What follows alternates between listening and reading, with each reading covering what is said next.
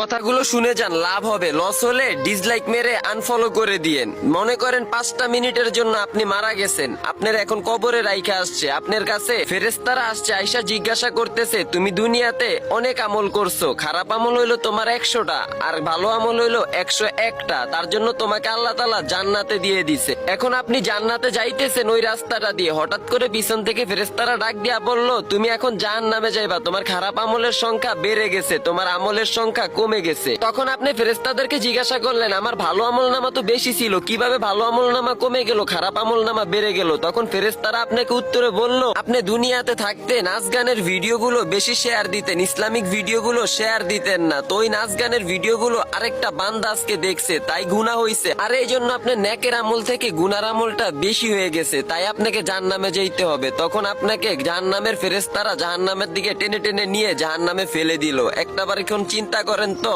আপনি এই যে এখন ইসলামিক ভিডিওটা দেখলেন, এত শিক্ষণীয় বিষয়গুলো বললাম, তারপর ওই ভিডিওটাতে একটা লাইক না দিয়া চলে যাবেন। ভাই দুনিয়াতে এমন কিছু করেন ভিডিওর মাধ্যমেও জান্নাত পাওয়া যায়। ইসলামিক ভিডিওগুলো সাপোর্ট করেন, নাচ গানের ভিডিওগুলো সাপোর্ট করে আরেকটা মানুষকে দেখার জন্য সুযোগ করে দিয়েন না ভাই।